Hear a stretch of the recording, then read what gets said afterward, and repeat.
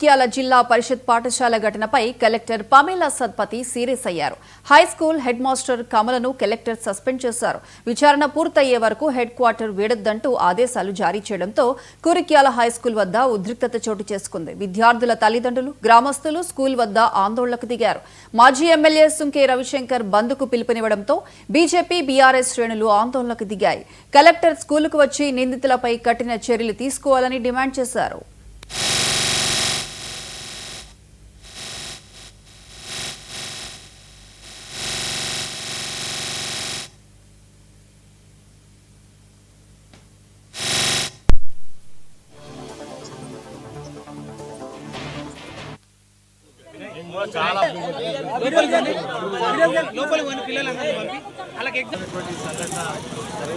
చాలా బాధాకరం. నా మనసు చాలా కూడా తీవ్రంగా కలిపిస్తుంది. నిజంగా కొన్ని నెలల పాటు నుంచి మరి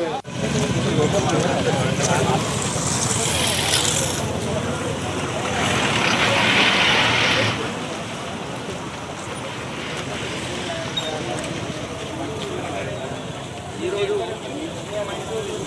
నిన్న నేడు ఇలా జరిగింది చాలా బాధాకరం. ఈ రాష్ట్ర ప్రభుత్వం కూడా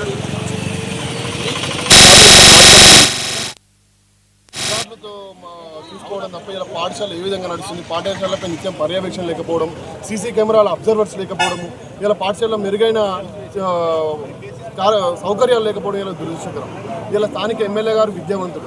ఆ యొక్క విద్యావంతుడు 24 గంటలు ఇట్లనే పోతాడు, కానీ పాఠశాలలో ఏం జరుగుతుందో తెలుస్తలేదు. ఇలా నిన్నటికి నిన్న ఇలా భారతీయ జనతా పార్టీ వాళ్ళు వచ్చి ధర్నా చేస్తూ ఉంటే ఇక్కడ అధికారులు కానీ ప్రిన్సిపల్ కానీ మాట మార్చడం జరుగుతుంది. ఇక్కడ దాడి జరిగింది మైనార్టీల మీద. ఆ యొక్క మైనార్టీ వ్యక్తి మైనార్టీ మీదే దాడి చేసేయండు అని ఇలా ఒక తప్పుదో పట్టే ప్రయత్నం చేస్తారు. ఇలా ఈ యొక్క పాఠశాలలో మైనార్టీ విద్యార్థినుల మీద దాడి జరిగింది 0. ఇలా 6 నెలల నుంచి సంవత్సరాల కాలంగా ఈ యొక్క దాడి జరుగుతుంటే ప్రిన్సిపల్ గారి పోద్దుడంతో ఈ విషయం బయటకు రాకపోవడం దురదృష్టకరం. ఈ యొక్క ప్రిన్సిపల్ గారు మరి ఇక్కడ ఉన్న స్టాఫ్ 8 మంది స్టాఫ్ ఇలా ఆ యొక్క విషయాలను బయటకు పెట్టకపోవడం వెనుక ఏదో ఆంతర్యం ఉందని ఈ యొక్క భారతీయ జనతా పార్టీ ప్రశ్నిస్తున్నది. ఇలా జిల్లాలో ఉన్న పాఠశాల పరిస్థితి ఏందో ఇలా రాష్ట్ర ప్రభుత్వం కానీ ఇక్కడ స్థానిక ఎమ్మెల్యేలు కానీ మంత్రులు కానీ ఇలా కలెక్టర్ కానీ ఆలోచించాల్సిన అవసరం ఉన్నది. ఇలా ఇక్కడ అధికారులు ఎవరైతే ఉన్నారో ప్రతి ఒక్కరిని యొక్క కేసులో బాధ్యులను చేస్తూ విచారణ పటిష్టంగా చేయాలి. ఆ యొక్క ఫోటోలు ఎక్కడ పోయినాయి, మార్ఫింగ్ ఫోటోలు ఎక్కడ పోయినాయి, ఇంకా దీని వెనుక కుట్ర ఏమన్నా ఉందా, ఈ యొక్క యాకూబ్ అనే వ్యక్తి ఇంతకుముందు ఎక్కడ పనిచేసిండా, అతనికి ఇంకా వేరే పాఠశాలకు లింకులు ఉన్నాయా, ఆయన ఏం చేసిండు, అసలు ప్రిన్సిపల్కు ఈ యొక్క యాకూబ్కు లింక్ ఏంది.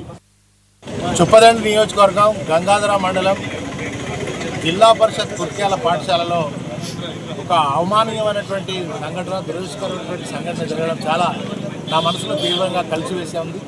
మరి అదేవిధంగా ఇవాళ తెలంగాణ రాష్ట్రంలో ఓ చట్టం లేదు, శాంతి భద్రత లేవు, మహిళలకు మాన ప్రాణాలకు రక్షణ లేకుండా పోయినటువంటి పరిస్థితి ఇవాళ తెలంగాణ రాష్ట్రంలో నడుస్తుంది. మరో బిహార్ను తలపించే విధంగా తెలంగాణ రాష్ట్రంలో రేవంత్ రెడ్డి సర్కార్ నడుపుతా ఉన్నారు.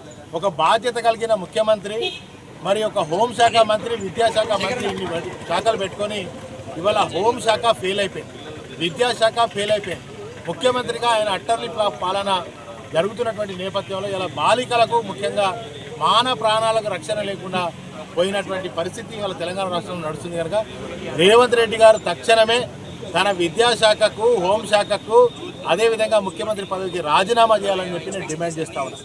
అంతేకాకుండా ఎవరైతే ఈ అటెండర్ ఉన్నారో ఆయన సస్పెండ్ చేసిన యాకూబ్ అనే అటెండర్ సస్పెండ్ కాదు డిస్మిస్ చేయాలని నేను డిమాండ్ చేస్తూ, అదేవిధంగా హెడ్ మాస్టర్ పైన, ఎంఈఓ గారి పైన, డిఓ పైన వెంటనే తక్షణం చర్యలు తీసుకోవాలి, సస్పెండ్ చేయాలని చెప్పి నేను డిమాండ్ చేస్తూ, ఇలాంటి సంఘటనలను పునరావృతం అయితే తప్పకుండా సరైనటువంటి గుణపాఠం చెప్తామని చెప్పి తెలియజేస్తాం.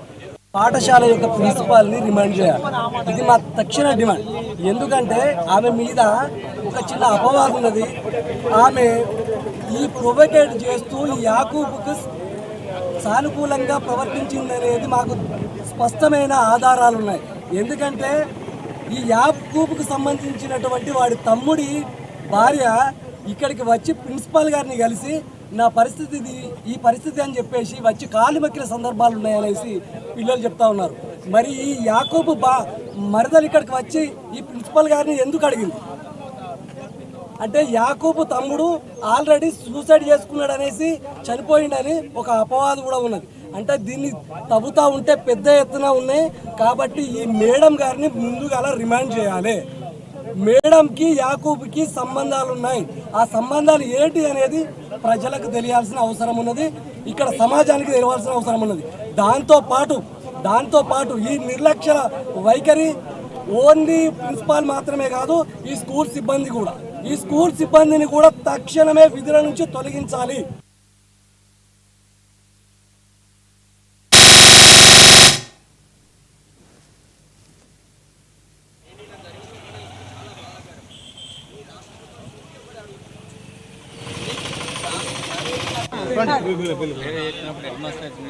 అవునమ్మా అదే వాళ్ళ పాప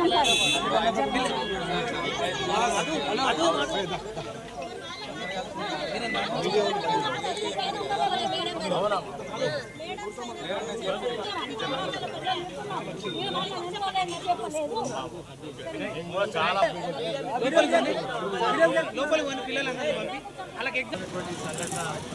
నిజంగా చాలా బాధాకరం. నా మనసు చాలా కూడా తీవ్రంగా కలిపి